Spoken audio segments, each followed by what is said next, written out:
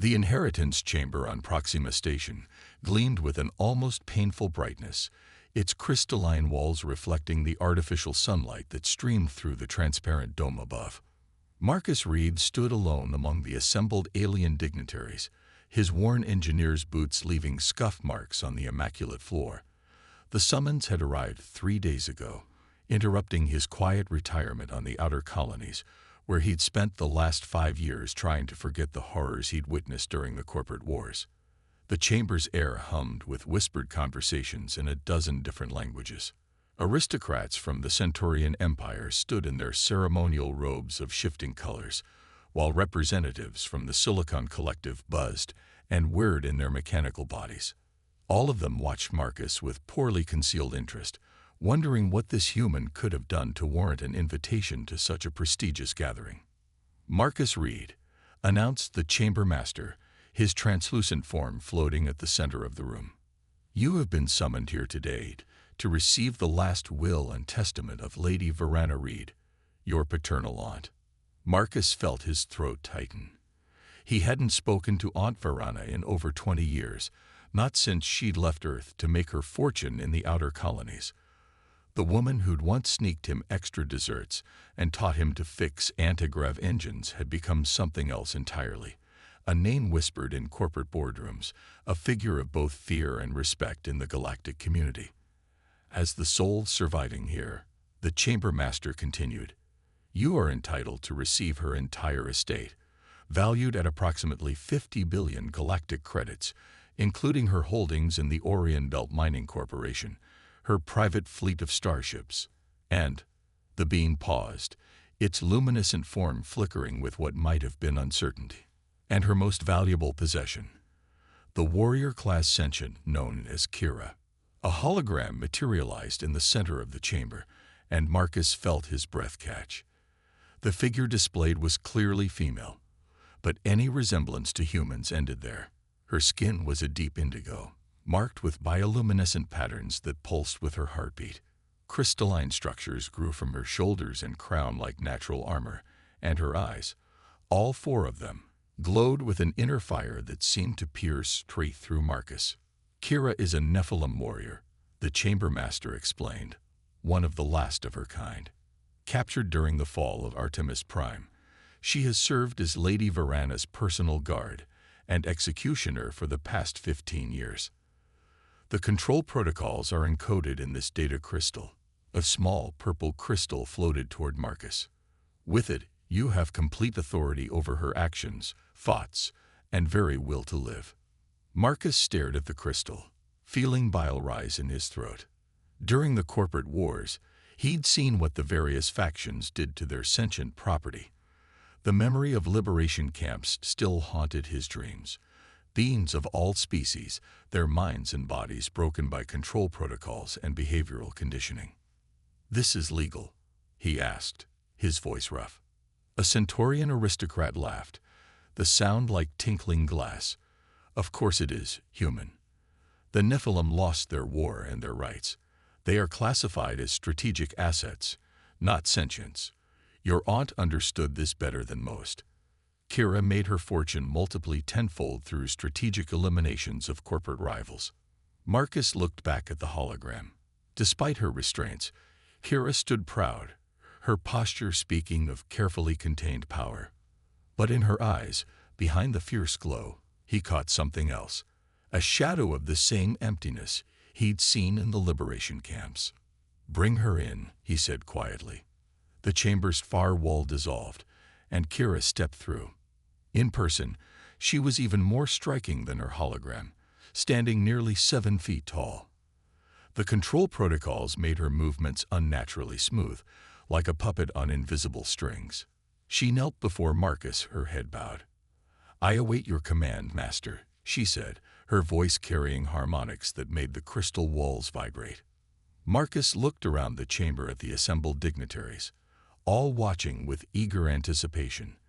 They expected him to accept this gift, to take control of another being's will as if it were the most natural thing in the universe. He thought of Aunt Verana, of how the kind woman from his childhood had become someone who could do this to another sentient being. The control crystal hovered before him, pulsing with dark promise. With it, he could command one of the deadliest warriors in known space. The wealth and power that came with his inheritance could transform his life forever. All he had to do was reach out and take it. Marcus Reed looked at the crystal, then at the kneeling warrior before him. He thought of the scars that 20 years of war had left on his soul, and of the promise he'd made to himself in those liberation camps, that he would never become the kind of person who could justify owning another thinking, feeling being. "No," he said, his voice carrying clearly through the suddenly silent chamber. "I reject this inheritance." The crystal shattered as he spoke, its fragments tinkling to the floor like purple tears. Kira's head snapped up, all four eyes widening in shock as the invisible bonds of the control protocols dissolved. The chamber erupted in chaos. The Centaurian aristocrats backed away in horror, while the Silicon Collective representatives began broadcasting danger warnings on all frequencies. The chamber master's form flickered rapidly between colors of distress and confusion. "You can't do this," someone shouted. "She's a weapon, a killer, without the protocols. She's a person." Marcus cut them off, his voice hard with certainty. "And no person should own another." He turned to Kira, who had risen to her feet and was staring at him with an expression he couldn't read. The bioluminescent patterns on her skin were pulsing rapidly, and her crystalline armor had taken on a rainbow sheen. "You're free," he told her simply. "Whatever you do now is your choice." The chamber's security systems were activating, energy fields beginning to crackle around the edges of the room. They would try to contain her, Marcus realized. They couldn't allow a strategic asset to simply walk free. But as alarms began to blare and armed guards poured into the chamber, Kira moved with lightning speed. Marcus found himself lifted off his feet as she grabbed him, her crystalline armor extending to create a protective shell around them both. The last thing he saw before they crashed through the chamber's dome was the look of fierce joy on her face, the first real emotion she'd shown since entering the room. As they fell through Proxima Station's artificial atmosphere, Marcus Reed reflected that this probably wasn't the quiet retirement he planned for himself. But looking at the warrior carrying him to safety or capture, or who knew what else, he knew he'd made the right choice. Sometimes, he thought as they plummeted through space, the only way to heal old wounds was to make sure they couldn't be inflicted on anyone else. Marcus had experienced many strange moments during his years in the corporate wars, but free-falling through the artificial atmosphere of Proxima Station while being carried by a newly liberated alien warrior was definitely a new one. The wind howled around Kira's crystalline armor as they plummeted past levels of gleaming architecture and streams of flying vehicles. "I assume you have a plan," he shouted over the rush of air. The station's security forces would be mobilizing now, and the artificial gravity well below them would make a continued fall increasingly unpleasant. Kira's four eyes flickered with bioluminescent patterns that he was beginning to recognize as amusement. "The protocols restricted my actions, not my thoughts. I've had 15 years to plan this moment." Her armor shifted, extending wing-like structures that caught the artificial sunlight. They banked sharply, diving between two massive transport tubes. Warning sirens blared throughout the station. Security drones launched from hidden bays, their weapon systems charging as they tracked the falling pair. Kira's crystalline armor pulsed with energy, and Marcus felt a strange tingling sensation as some kind of field enveloped them both. 15 years of planning, he mused, watching laser fire dissipate harmlessly against their shield. "And you're taking me along for the ride because you freed me," she replied simply, her voice carrying harmonics of emotion he couldn't quite interpret. "That makes you either the most noble or the most foolish being I've encountered in my captivity. Either way, letting you face the consequences alone would be ungracious." They crashed through a maintenance hatch, entering the station's labyrinthine service corridors. Kira's feet barely touched the ground as she ran, carrying Marcus as if he weighed nothing. Her bioluminescence provided the only light in the darkness, casting shifting shadows on the metal walls. "The aristocrats will never let this stand," she continued, taking a sharp turn that made Marcus's stomach lurch. Freeing a strategic asset threatens their entire system. They'll hunt us both. Then why didn't you just leave me behind? You could have escaped on your own. Kira's pause was almost imperceptible as she vaulted over a power conduit. Because you saw me as a person when everyone else saw a weapon. That matters. They emerged into a vast chamber filled with stored spacecraft, their hulls gleaming under emergency lighting. Kira made straight for a sleek vessel near the back. A Galactic infiltrator, its black surface seeming to absorb the light around it. Lady Varana's personal escape craft, she explained, her armor retracting as she set Marcus down. Officially, it doesn't exist. Unofficially, it's the fastest ship in 3 sectors. The vessel's entry ramp descended at their approach. Inside, Marcus found himself in a cockpit that looked more like an art installation than a functional space, all flowing lines and organic interfaces. Kira moved to the pilot's station, her hands dancing over the controls with practiced familiarity. You've flown this before. Every night, in my mind, while she slept. Kira's voice carried an edge that made Marcus wince. The protocols couldn't stop me from dreaming. The ship's engines came to life with a whisper rather than a roar. On the security feeds Marcus could access from a secondary console, he saw station security forces converging on their position. Among them were several figures in the distinctive armor of corporate peacekeepers, the same forces he'd fought during the wars.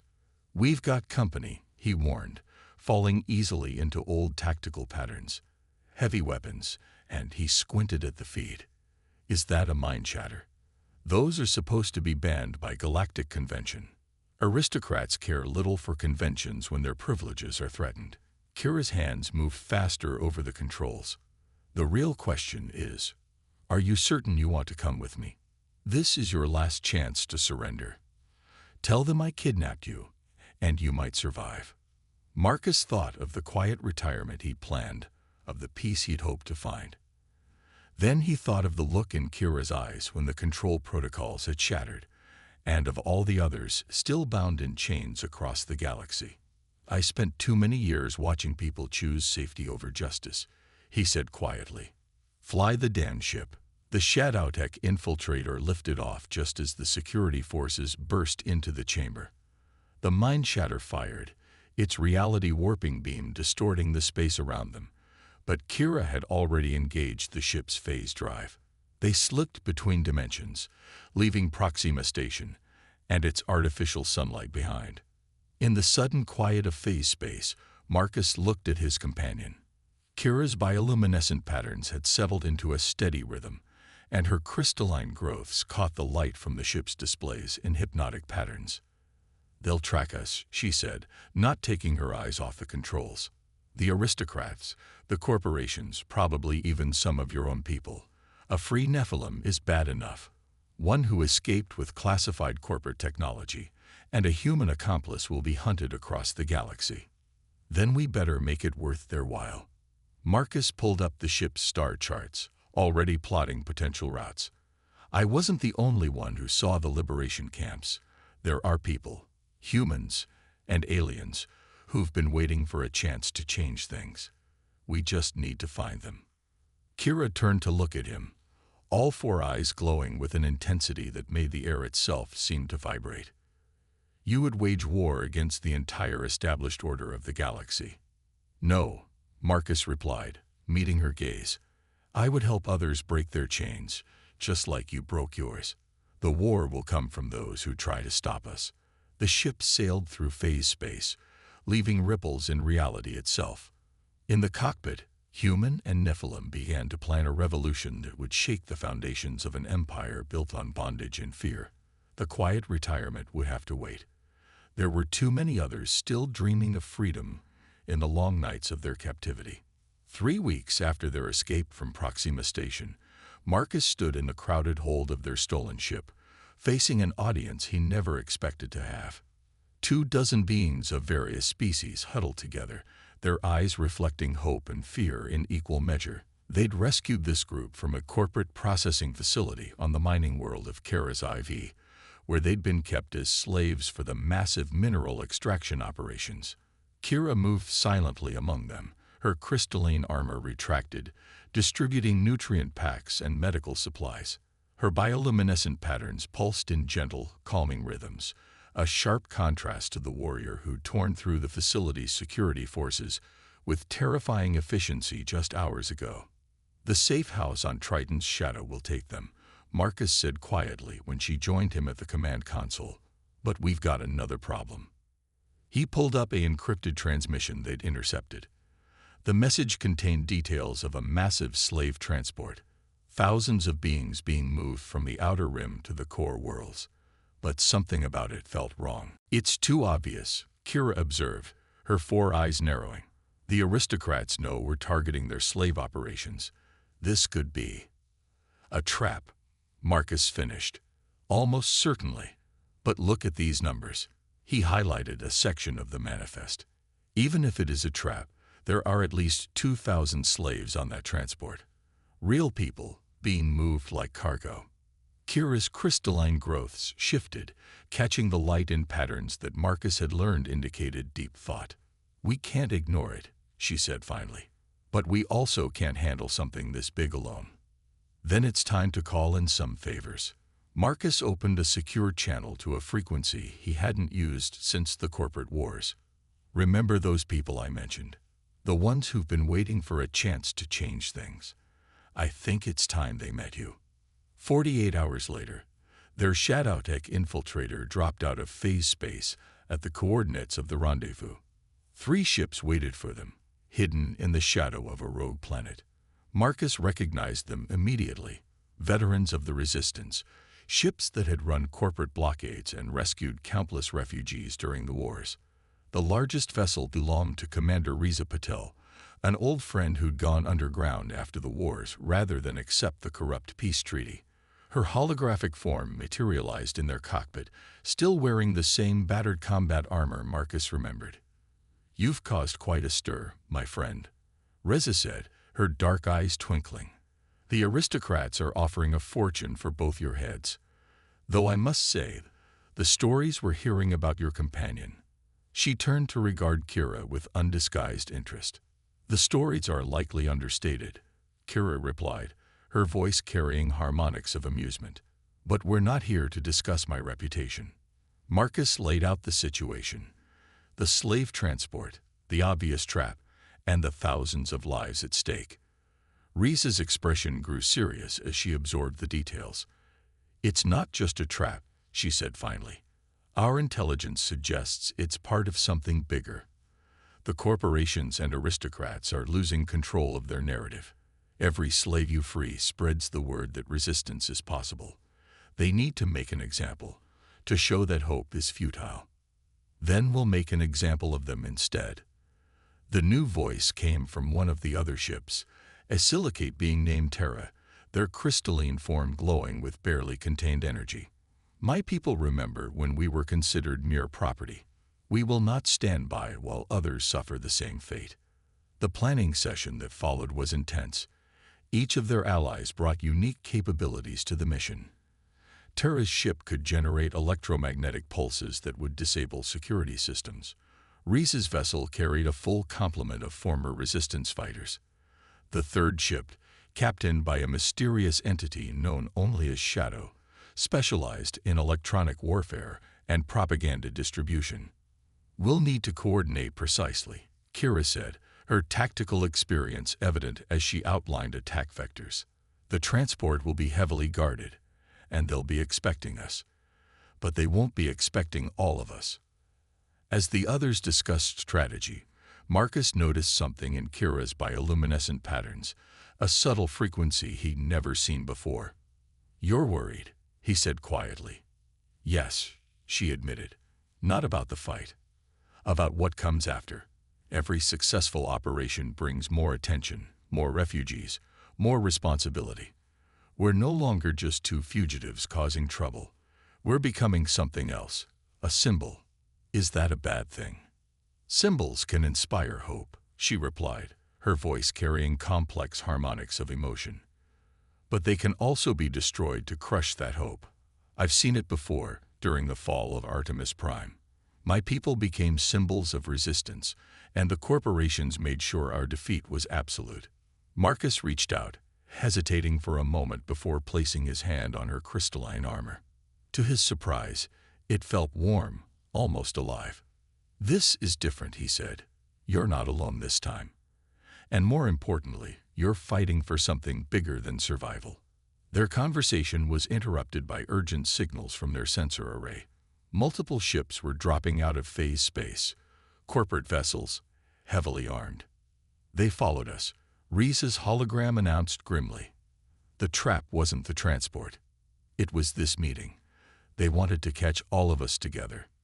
Kira's armor expanded, preparing for battle, but her eyes held a new determination. "Then let's show them why that was a mistake.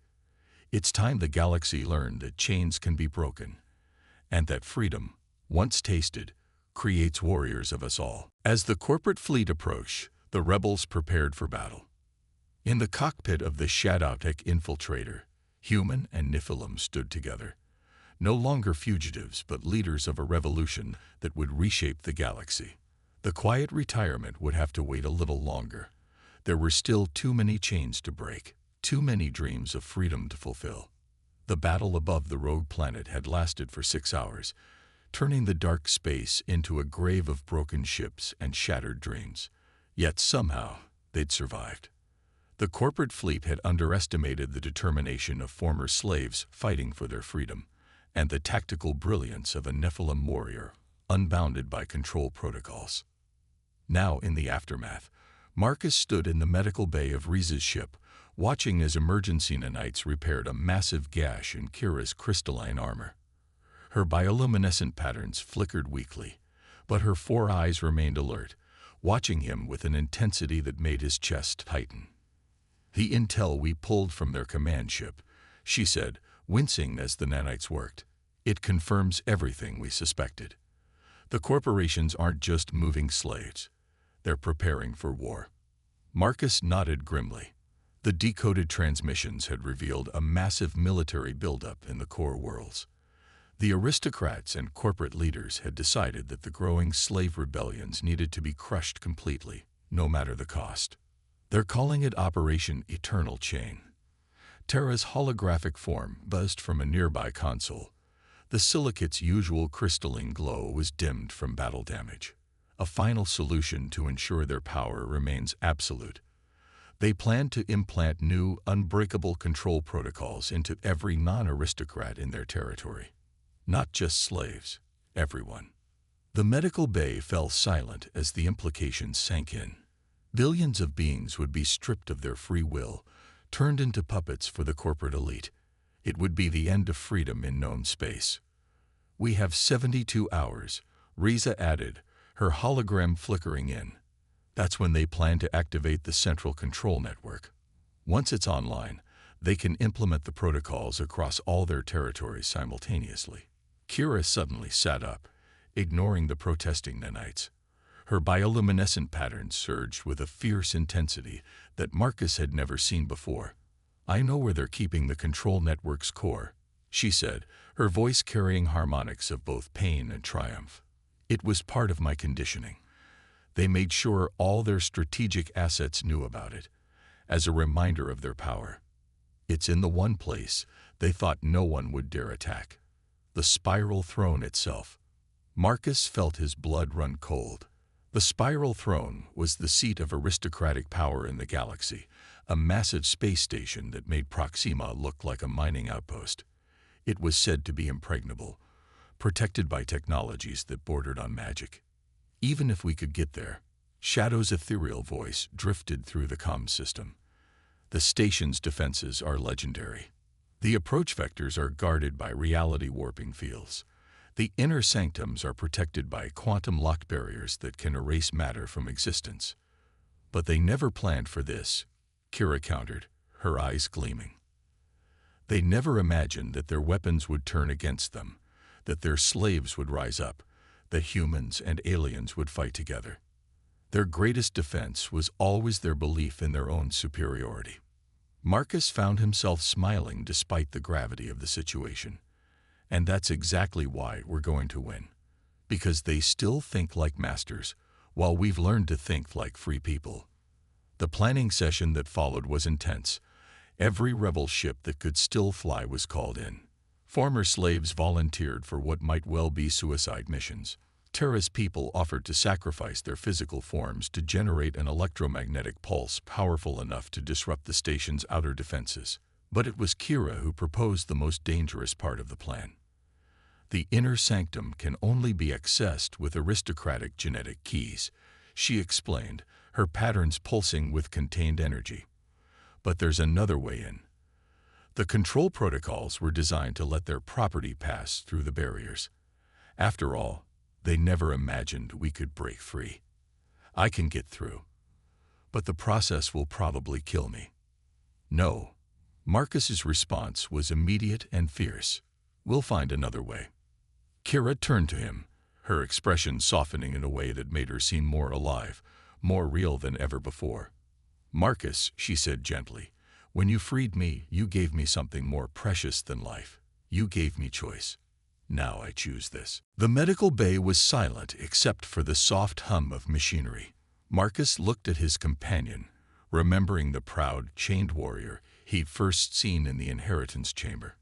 She had changed so much since then. They both had. We do this together, he said finally. The aristocrats wanted to own you because they thought Nephilim warriors were their ultimate weapons. Let's show them that free warriors are infinitely more dangerous. Kira's crystalline armor shifted, creating patterns that matched her bioluminescence. Together then, she agreed, her voice carrying harmonics of emotion that needed no translation. As the rebels prepared for their final battle, Marcus realized that this was never about a quiet retirement. It was about standing up for what was right, about proving that the bonds of friendship and shared purpose were stronger than any chains. The spiral throne waited in the heart of aristocratic space, its gleaming spires a monument to power and oppression. In 72 hours, it would either witness the death of freedom in the galaxy or become the birthplace of a new era of liberation. For Marcus Reed, the choice was clear. He had freed one slave and found not just an ally, but someone who had helped him free himself from his own chains of complacency and fear. Now it was time to free everyone else, no matter the cost. The spiral throne hung in space like a twisted crown of thorns, its impossible geometry defying the laws of physics. As their small fleet approached through the quantum storms that perpetually surrounded the station, Marcus watched Kira prepare for what might be their final mission together. Her crystalline armor had been modified with Terra's experimental technology, designed to help her survive passing through the quantum-locked barriers. The modifications made her glow like a star, the bioluminescent patterns beneath her armor pulsing with an almost supernatural intensity. The aristocrats are hailing us, Shadow reported, their ethereal voice tinged with amusement. They're demanding our surrender and promising mercy. Send them our response, Riza commanded from her flagship. Across all frequencies, the rebels broadcast their message, not demands or threats, but testimonies. Thousands of voices, human and alien alike, speaking of their enslavement and their freedom. Stories of chains broken and dignity reclaimed. A chorus of the liberated, drowning out the aristocrats' demands with something more powerful than threats. Hope. The station's outer defenses opened fire, reality-warping weapons turning space itself into a weapon. But Terra's people were ready. Dozens of silicate ships sacrificed themselves in perfectly synchronized explosions, their crystalline forms creating an electromagnetic tsunami that disrupted the station's exotic weapons. We've got our window, Marcus said, piloting their Shadowtech infiltrator through the chaos. But we've only got one shot at this. Kira stood behind him, one crystalline hand resting on his shoulder. Whatever happens, she said, her voice carrying harmonics of emotions that had no human equivalent, I want you to know that these past months have taught me something the aristocrats never understood. True strength doesn't come from owning others. It comes from standing together as equals. The infiltrator docked at an emergency airlock, alarms blaring around them. As they prepared to disembark, Marcus caught Kira's arm. "Hey," he said softly. "Remember when I freed you in the inheritance chamber? You asked me later if I was noble or foolish." "I remember," she replied, all four eyes focused on him. "I think I finally know the answer," he smiled. "I was lucky. Lucky to have the chance to do the right thing. Lucky to find a friend worth fighting for. Lucky to be part of something bigger than myself." They moved through the station's crystalline corridors like shadows, their way cleared by rebel hackers who turned the station's own security systems against its masters. The closer they got to the central control core, the more resistance they encountered. Elite guards in phase-shift armor, robotic sentries with reality-bending weapons, aristocrats themselves, wielding technologies that seemed like magic. But they had something stronger than technology. Every former slave in their strike team fought with the fury of the freed. Every rebel moved with the coordination of those who chose to stand together. And at their head, a human and a Nephilim demonstrated what true partnership could achieve. Finally, they reached the quantum barrier protecting the control core. Behind it, they could see the massive crystalline structure that housed the new control protocols, the aristocrats' ultimate weapon against freedom. "Ready?" Marcus asked, helping Kira connect the modified systems to her armor. "No," she admitted, her patterns flickering with what he now recognized as nervous humor. "But since when has that stopped us?" The next few moments seemed to stretch into eternity. Kira stepped into the quantum barrier, her modified armor allowing her to exist in a state between realities.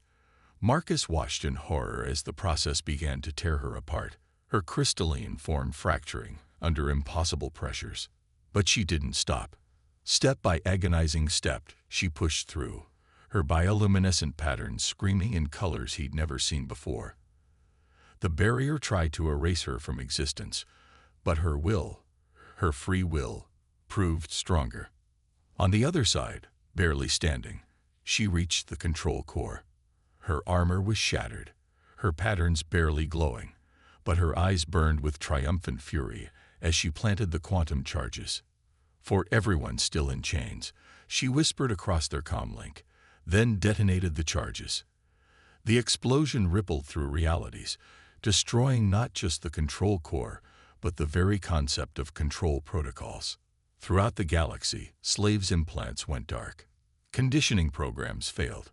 The chains of technology and tyranny shattered all at once. Marcus didn't remember breaking through the failing quantum barrier.